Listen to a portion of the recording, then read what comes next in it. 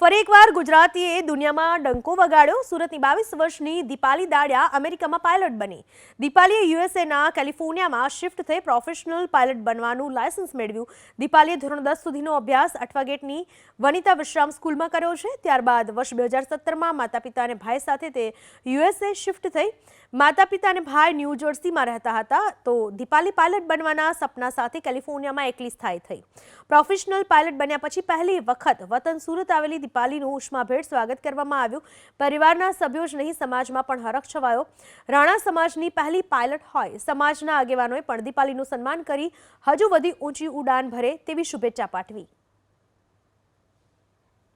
America જતા જોયું સ્વપ્નું, અને એ સ્વપ્નમાં જોયું કે માતા પિતાને પ્લેનમાં બેસાડીને ઉડાવશે, અને એ પણ પાયલટ બનીને, અને એ સપનું આજે પૂરું થયું છે।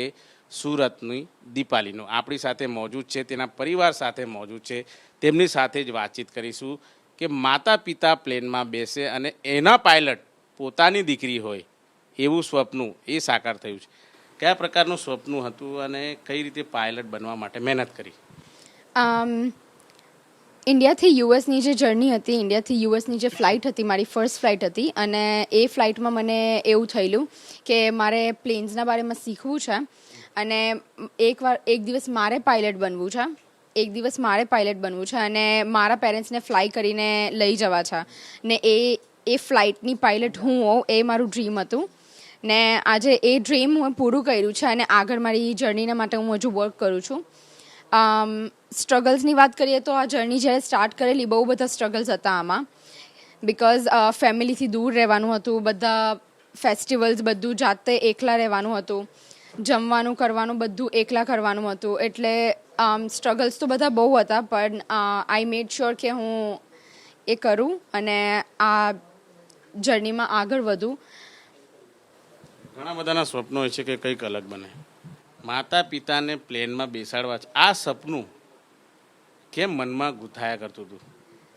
બિકોઝ મારા પપ્પાને પહેલાંથી જ પ્લેનનો બહુ જ શોખ હતો। પપ્પાને પ્લેન્સ જોઈને જ જ્યારે પણ પ્લેન્સ જોઈએ ને તો પપ્પાની આંખમાં એક અલગ ચમક હોય, કોઈ નાના કિડને તમે કોઈ રમકડું આપી દો ને, એને મનગમતું રમકડું, તેવી એક ચમક હોય। તો આ જ્યારે મેં પાયલટ બનવાનું વિચાર કર્યો ને, ત્યારે સૌથી પહેલું વસ્તુ એ જ હતું કે મારે એ જ પ્લેનમાં જે મારા પપ્પાને ગમે છે, એ જ પ્લેનમાં મારે મારા પેરેન્ટ્સને બેસાડીને એ લોકોને મારે પોતે ફ્લાય કરીને એ લોકોને લઈ જવા છે। સમાજના લોકો કઈ રીતે ખુશખુશાલ છે આજે તને પાયલટ બનતા જોઈને? સમાજના લોકો આજે બહુ જ ખુશ છે મને પાયલટ બનતા જોઈને, અને આઈ થિંક સમાજના એ બધા બહુ બધા છોકરાઓ છે, કિડ્સ છે, જે લોકો મને જોઈને ઇન્સ્પાયર્ડ થાય છે મારાથી। તો એ વસ્તુ જાણીને મને બહુ જ પ્રાઉડ છે પોતા પર કે મારી જે મહેનત હું કરું છું એ વર્થ ઇટ છે। દીકરીએ સપનું જોયું, એ સપનું પૂરું કરવા માટે કેટલી મહેનત કરી? અમે યુએસ ગયા, ત્યાં આગળ અમે ખૂબ મહેનત કરી છે। અમે ઇન્ડિયામાં હતા ત્યારે પણ અમે ઇન્ડિયામાં ખૂબ મહેનત કરતા હતા, અને આ જ સપનું મારા ડેડીનું હતું, મારા ફાધરનું હતું કે મારા દીકરાઓ પાયલોટ બને।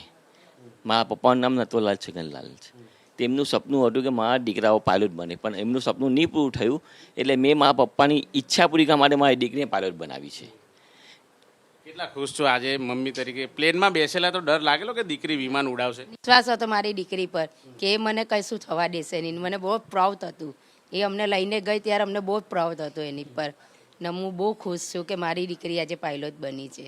જે દીકરી છે દીપાલી દાડિયા છે, એ આજે પાયલટ બની છે, અને માતા પિતાને ખુદ પ્લેનમાં બેસાડીને તેણે હવાઈ સફર કરાવી છે, સપનું જોયું અને સાકાર કરી બતાવ્યું। કેમેરામેન રાકેશ પાંડવાલા સાથે ધનરાજ બાગલે, એબીપી અસ્મિતા, સુરત।